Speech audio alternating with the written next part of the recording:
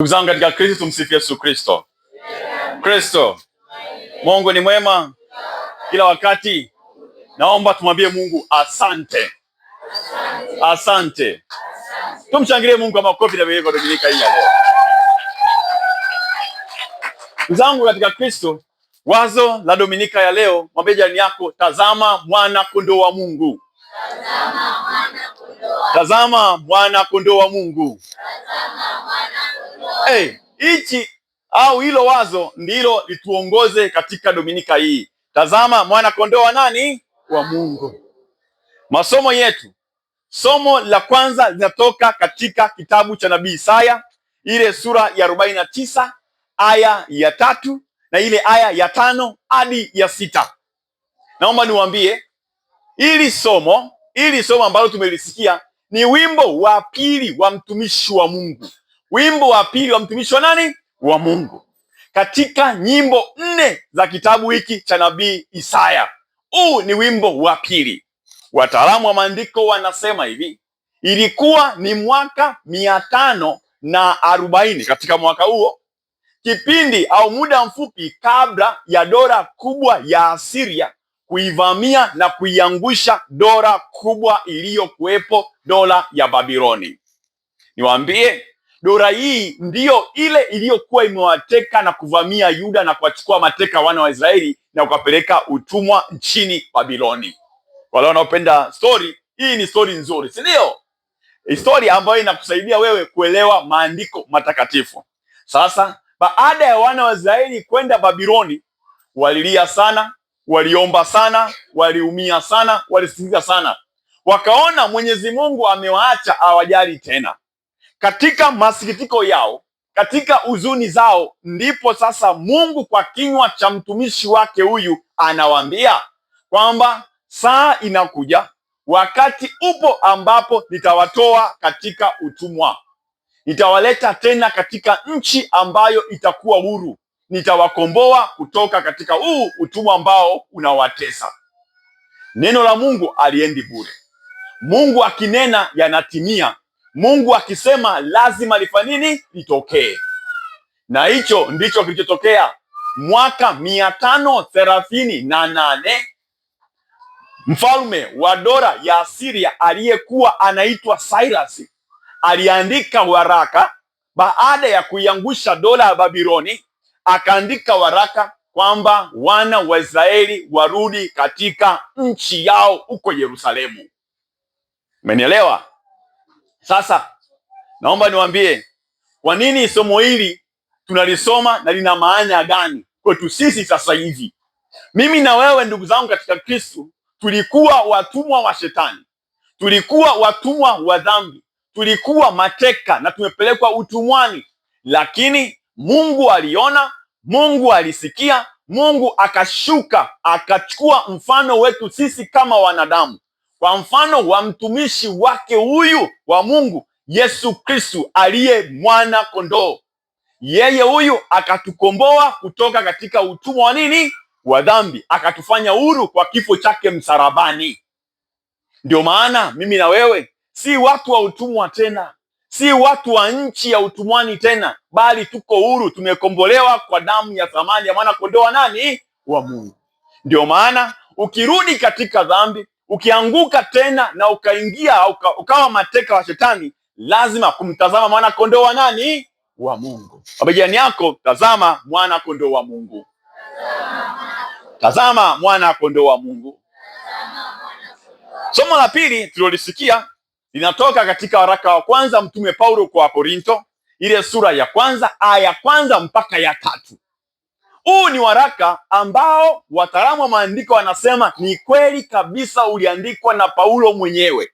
Ilikuwa ni mwaka wa 57. Paulo akiwa katika jiji moja kubwa la Efeso anaandika waraka huu. Ilikuwa ni kipindi gani? Ilikuwa ni karibu kabisa na kipindi cha Pasaka, mwaka wake wa 3 wa kuishi huko Efeso. Paulo anawaandikia watu wa Efeso huu waraka. Anataka kuwapa moyo, kuwahimiza sana wazidi kuwa na ushirikiano. Utasoma hizo habari katika waraka wake wa kwanza kwa Efeso huo sura ya 16 aya ya 8, au wataalamu wengine wanaweza mkasoma Matendo ya Mitume ile sura ya 19 aya ya 10 na ile sura ya 20 aya 31. Paulo anawaandikia na kuwaasa hawa watu wa Efeso kwamba wawe na ushirikiano, wasiwe na utengano, kwa sababu mafarakano yalianza kuingia katika kanisa la wapi? La Korinto. Akiwa Efeso anawaandikia hawa Korinto wazidi kuwa na nini? Na ushirikiano. Ndugu zangu, naomba usome hizi habari za kanisa la Korinto na utume wa Paulo katika ile sura ya 17 Matendo ya Mitume mpaka ile sura ya 18. Paulo anasema kitu kimoja, ndio tumesikia. Anasema hivi, naomba ninukuu, anaandika, anasema hivi: kwa kanisa la Mungu lililoko Korinto. Anawaandikia kanisa la Mungu lililoko wapi? Naomba ieleweke hivi ili tuweze kuelewa sasa. Bwana anasema tazama mwana kondoo nani? Neno kanisa katika Agano la Kale lilimaanisha kundi la watu au taifa ambalo Mungu alijikusanyia mwenyewe kupitia maagano yake. Kundi ambalo Mungu alijikusanyia kupitia maagano yake. Utasoma kitabu cha Kutoka ile sura ya 6 aya ya 7, au ukitaka kusoma maandiko matakatifu pia unaweza kanukuu kitabu cha Mambo ya Walawi ile sura ya 26 aya ya 12, Yeremia ile sura ya 7 aya ya 23, au kitabu cha nabii Ezekiel ile sura ya 36 aya ya 28, nabii Hosea ile sura ya 1 aya ya 9. Taifa ambalo Mungu alikusanyia kwa maagano yake. Katika Agano Jipya, ili taifa ambalo Mungu alijikusanyia, Wakristo walijiona wao ni kama taifa lenyewe ambalo Kristo alijikusanyia kwa damu yake wapi? Msalabani. Kwa kifo chake Kristo alikusanya watu wote wa kila taifa, kabila, lugha na jamaa, na kwa pamoja wakawa nini? Kanisa. Kwa hiyo msalabani ndipo kanisa lilikoanzishwa. Nanielewa? Msalabani ndipo kanisa nini? Lilikoanzishwa. Ndiko chemichemi ya kanisa ilipozaliwa, pale msalabani. Ndio maana ukisoma Injili ya Yohane sura ya 12 aya 32 inasema, nitakapoinuliwa nitawavuta watu wote kuja wapi? Kwangu. Ndio maana ndugu zangu, naomba niwaambie, ukijiona uko mbali na Mungu, ukijiona uko mbali na muunganiko huu wa Mungu, mtazame mwana kondoo wa nani? Mwambie jirani yako, tazama mwana kondoo wa Mungu. Tazama mwana kondoo wa Mungu.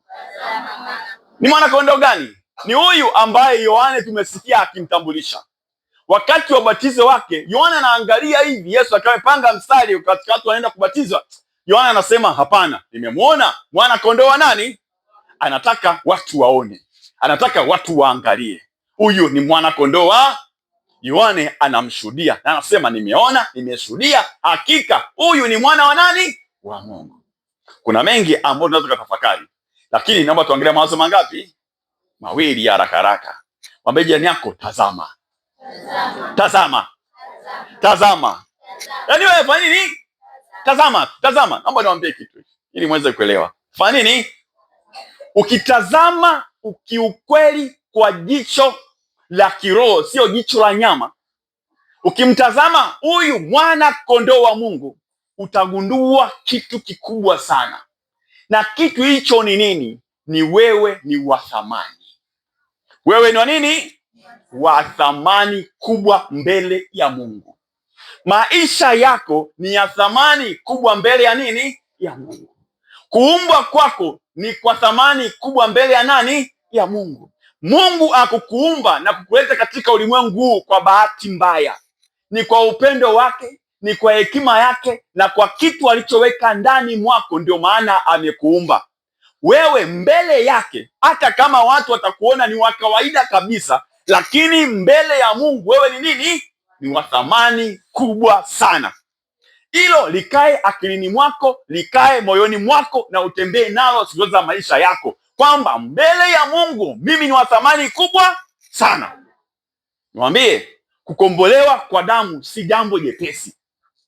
Kukombolewa kwa damu ya Kristo mwenyewe si jambo la kuchukulia kawaida, hapana.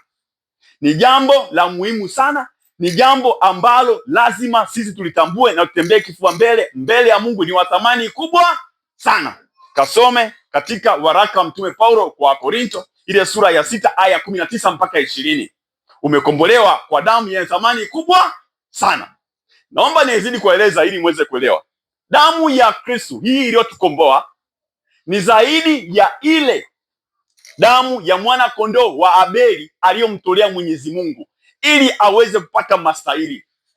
Utasoma hizi habari katika kitabu cha Mwanzo ile sura ya 4 aya ya 4. Damu ya huyu mwana kondoo wa Mungu ni zaidi ya damu ile iliyopakwa katika miimo ya milango na wana wa Israeli ili kuwakomboa na balaa la kifo cha mzaliwa wa kwanza. Kitabu cha Kutoka ile sura ya 12. Nitazidi kueleza damu ya huyu mwana kondoo ni zaidi ya zile damu ambazo za wanyama zilikuwa zinatolewa kafara. Makuhani walikuwa wanapewa watoe kafara, ni zaidi. Unanielewa? Damu ya huyu mwana kondoo ni zaidi ya yale matambiko ambayo mimi na wewe tunafanya kwa kutoa kafara. Unanielewa? Ni zaidi. Damu yake hii ni ya thamani kubwa sana. Damu yake hii inanena mengi sana. Naomba niwaambie, huyu mwana kondoo si mwana kondoo wa mwanadamu. Unanielewa? Si mwana kondoo wa nani? Damu yake ina thamani kubwa sana sana. Nitazidi kueleza ili muweze kuelewa. Ukisoma katika kitabu cha Mwanzo ile sura ya 22, kuna habari nzuri sana ambayo wengi tumezoea, wengi tunaijua na wengi tunaifahamu. Ni habari ya Mungu akimwambia mtumishi wake, babu yetu wa imani Ibrahimu, akamtoe kafara mwanaye mpendwa, yani Isaka. Mnafahamu, si ndio? Sasa naomba niwaeleze, wakiwa katika safari ya kutembea, baada ya mwendo wa siku 3 wanafika sehemu, anaacha wafanyakazi, anatembea yeye mwenyewe sasa na mtoto wake. Hapa ndipo kuna kitu nataka mkielewe. Wakiwa baba na mtoto wanatembea, mtoto Isaka anauliza swali ambalo kibinadamu linaumiza, ila ni la msingi sana. Anamwambia baba yake, baba. Ibrahimu anasema, kuna nini mwanangu? Mtoto anauliza, sikiliza uchungu wake. Anamwambia, baba, moto tunao, kuni tunazo, lakini yuko wapi baba mwana kondoo wa sadaka? Unanielewa? Ni swali ambalo linaumiza. Baba kwa uchungu mkubwa anamwangalia mwanaye, anamjibu, Mungu atajipatia mwana kondoo wa sadaka mwanangu. Mungu atajipatia mwana kondoo wa sadaka. Ni kitu ambacho kinaumiza. Kasome kitabu kile cha Mwanzo ile sura ya 22 aya ya 7 mpaka ya 8. Babu huyu aliongea hiki kitu, lakini ulikuwa ni unabii mkubwa sana ambao unatimia leo. Mungu anajipatia mwana kondoo mwenyewe. Ndio maana Yohana anasema, tazama mwana kondoo wa nani? Mtakatifu Yohane Chrysostom alisema hivi, haikusemwa wala Yohane hakusema ni mwana kondoo wa mwanadamu. Mwana kondoo wa nani? Wa mwanadamu. Bali alisema ni mwana kondoo wa nani? Wa Mungu. Kwa maana hii ni sadaka ambayo Mungu mwenyewe aliitoa. Aliyetoa sadaka ni Mungu mwenyewe. Ndugu zangu, hebu jifikirie, hebu jiulize, kama Mungu anatoa sadaka kwa ajili yako, wewe ni wa namna gani? Kama Mungu anashuka kwa ajili yako, wewe ni wa namna gani? Wewe ni wa thamani kubwa sana mbele ya nani? Wa Mungu. Wakati mwingine huwa tunajidharau, wakati mwingine huwa tunajishusha, wakati mwingine hatuthamini sadaka hii, huwa tunakimbilia kufanya sadaka zetu sisi kama binadamu. Kuna baadhi ya watu bado wanaamini katika matambiko na kumwaga damu za wanyama tu, wengine mpaka makaburini. Mambo yakienda ndivyo sivyo, mambo yakienda mlama, wanakimbilia kutoa nini? Sadaka. Wanakimbilia kutoa nini? Kafara. Hivi Kwa nini unajishusha? Kwa nini unajidhalilisha? Kwa nini unajiondoa hadhi yako ile aliyokupa Mwenyezi Mungu kwa kujitoa kwa ajili yako? Ukiona unaingia katika kishawishi hicho, tazama mwana kondoo wa nani? Kafara iliyotolewa mara moja na inatosha kwa ajili ya kila kitu. Hakuna damu yoyote utakayomwaga, hakuna tambiko lolote utakalofanya litakalozidi, litakalokuwa na nguvu zaidi ya sadaka hii ya mwana kondoo wa nani? Wa Mungu. Mtu asikudanganye, mtu asikulagai kwamba twende tufanye mila, twende tutambike, twende tufanye hivi. Mwambie hapana, mimi nimekombolewa kwa damu yenye thamani kubwa, damu ya mwana kondoo wa nani? Basi inatosha. Mtazame mwana kondoo wa nani? Beje nako tazama mwana kondoo wa Mungu. Tazama mwana kondoo wa Mungu. Mimi nanielewa. Maisha yakikutisha, hali ikiwa mbaya, watu wakikwambia umelaaniwa, watu wakikwambia una mikosi, watu wakikwambia labda kuna mzizi wa ukoo, watu wakikwambia labda babu zako walifanya hivi, watu wakikwambia labda kwenu kuna 1, 2, 3, twende tuangalie, mwambie hapana, tushatoka huko. Tumekombolewa kwa damu ya thamani kubwa, damu ya mwana kondoo wa nani? Usije ukarudi nyuma, usije ukarudi nini? Mbona nako utazama mwana kondoo wa Mungu. Tazama mwana kondoo wa Mungu. Nasema hivi kwa sababu wengi wetu tunaweza tukaingia katika kishawishi, kupeleka watoto wetu, kupelekwa na ndugu, kupelekwa na jamaa, kupelekwa na nani. Tukiingia huko, ndugu zangu, kutoka ni kugumu. Unanielewa? Tukizama huko kutoka nini? Ukitaka nyuki wasing'ate, usivamie mzinga wao. Wakati fulani tunafungua milango sisi wenyewe kwa njia za matambiko. Mambo yakitugeuka, tunaanza kulalamika, tunaanza kulia. Wakati sisi wenyewe tumefungua milango kwa njia ya machare yetu haya. Unakuta Mkristo Mkatoliki huko ana rozari, lakini kiunoni ana ilizi. Shingoni kavaa rozari ndefu mpaka hapa. Kiunoni ana ilizi limezunguka hapa linapumua. Shangaa, wewe ni Mkristo gani? Wewe ni Mkristo gani? Hapana bwana. Mkristo huyu leo yuko kanisani, akitoka anaenda huko kuagua. Mkristo wewe? Hapana bwana. Nini? Hapana. Nini? Kubali wewe ni Mkristo, baki katika nini? Kwa sadaka kubwa sana. Tambua thamani yako. Tambua thamani. Wewe ni wa thamani. Usijishushe kwenda kwenye matambiko ya ajabu. Achana nayo. Matatizo kila mtu anapitia. Magumu kila mtu anapitia. Misiba kila mtu anafanya nini? Anapitia. Machozi kila mtu anafanya nini? Yasikushushe hadhi yako ya kwenda kutambika, kwa sababu tayari kafara kubwa ishatolewa. Nayo ni kumwagika kwa damu ya Kristo mwenyewe, mwana kondoo wa nani? Mtazame uone maajabu. Hakuna damu yenye nguvu, hakuna tambiko lenye nguvu nalo zidi damu ya mwana kondoo wa nani? Tunaelewana? Tunaelewana? Haya, naona watu ndio wanaitikia, watu wazima mmetulia. Unajua mambo yenu, au sio? Wengine wanasema baba wewe sema tutoka hapa sisi tunarudi kule kule. Rudini atakao yakuta, msije tena huku. Watoto wanaelewa. Sasa kama wewe ukienda usipeleke mtoto wako. Kama ushaingia huko, kafia huko peke yako. Kwambie ukweli kabisa. Usije ukamrithisha mtoto wako mambo ya ajabu ajabu. Mtoto huyu amebatizwa vizuri, anampenda Mungu, ana shida na mtu. Wewe na akili zako unamchukua mtoto, mwanangu twende. Mtoto haelewi, maskini unampeleka. Watoto msiende, sawa? Ndio. Wangapi washakupelekwa hapa? Msicheke. Mtoto anasema ukweli. Wazazi msiwaangalia watoto wenu hapa. Mnaangalia hii. Hamna. Mtoto, mama akikupeleka, baba akikupeleka, si mjomba, shangazi, niambie, sawa Mmesikia watoto? Mmesikia? Wangapi wanasema hawataenda? Watoto, msiwapeleke hawa. Bakini watu wenu wenyewe huko. Waacheni malaika wa Mungu wabaki malaika. Msitake vile vishetani vitoto. Nataka tu ngoja atembea hivi kana vichale. Umekachanja wewe hapo. Sawa, tu wazuri. Umesikia eh?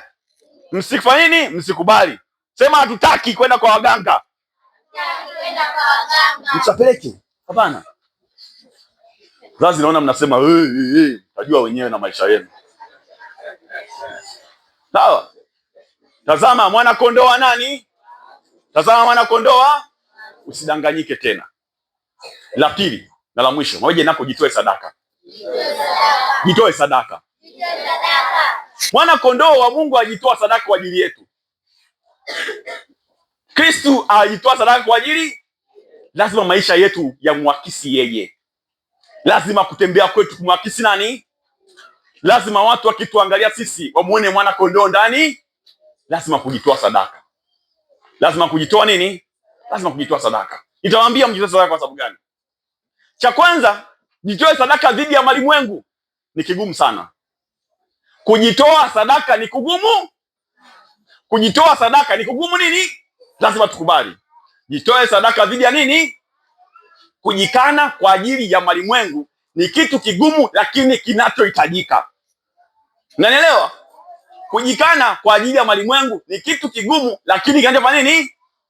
Kuna wakati lazima ukubali, useme hapana kwa tabia 1, 2, 3 ambayo inaathiri mwili.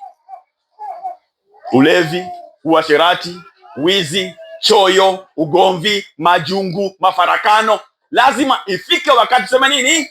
Hapana. Naomba niwaambie kitu muweze kuelewa. Kawaida ya mwanadamu huwa tunapambana mapambano ya ndani. Kuna zile tabia ambazo wakati fulani tunaingia bila kutarajia, lakini zinakuwa zimetufunga, hatuwezi kutoka. Tunatamani kutoka, lakini hatuwezi fanya nini? Kutoka. Wakati fulani ukikaa peke yako, unatamani kuacha tabia fulani. Unaumia mbele ya Mungu kwamba tabia fulani mimi siitaki, lakini hauwezi fanya nini? Nikana kwamba imekufunga pingu. Nikana kwamba imekufunga. Ukitoka siku 2, siku ya 3 umefanya nini? Umerudi. Naomba nikwambie, fanya hiki. Fanya zoezi la kujitoa sadaka, la kusema hapana kwa hiyo tabia kwa muda wa siku 21, utanishukuru. Sali, omba, nasema hapana kwa muda wa siku 20 ngapi? Wataalamu wanasema hivi, baada ya siku 21 akili yako itaanza kuchukia hiyo tabia. Akili yako itaanza kuchukia mwenendo. Utaona kabisa hapana.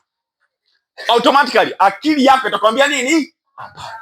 Katikati ya hiyo safari, katikati ya iko kujikana au kukataa, kutakuwa na roho itakwambia rudi, rudi, rudi, rudi. Kumbuka, kumbuka, kumbuka, kumbuka. Pambana nayo hiyo. Ukishinda mara 3, mara 4 umemaliza. Hautarudi tena. Jitoe nini? Jitoe. Ige naomba niwaambie. Jitoe sadaka kwa ajili ya maendeleo ya kanisa.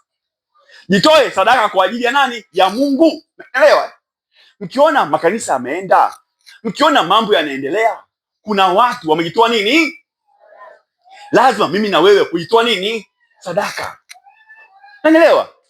Watu wanaenda pale Kasedo, wanaenda si wapi, wanaenda. Hapana. Ukiona vitu vimewekwa pale, vyaelea vyafanya nini? Kuna watu wamejitoa nini? Sadaka. Hakuna vitu unaona tu lazima tukubali, hata sisi wanarugela hapa. Kujitoa nini? Lazima kuumia. Lazima kuteseka. Lakini hakuna sadaka ambayo inatoka ya kweli Mungu haisahau. Mungu hata tusahau sisi kujitoa nini? Sadaka kwa ajili yake yeye, kwa ajili ya taifa lake, kwa ajili ya kanisa lake. Mungu hata tusahau.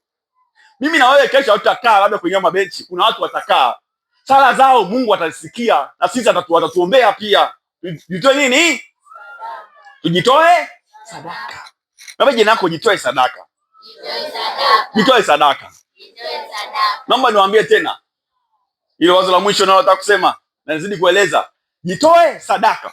Baba, jitoe sadaka kwa ajili ya familia yako. Narudia.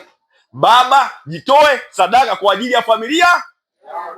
Kuna wakati kama baba lazima ukubali, utake ustake, upitie maumivu ya peke yako, upitie mawazo ya peke yako, upitie msononeko wa ndani wa peke yako, lakini yote ni kwa ajili ya familia yako.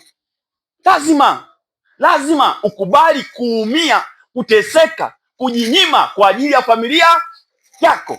Jitoe nini? Baba kesha, baba pambana kwa ajili ya familia yako, ili mtoto akikuangalia aseme baba, mke akiangalia aseme nini? Baba. Jamii ikiangalia aseme nini? Baba.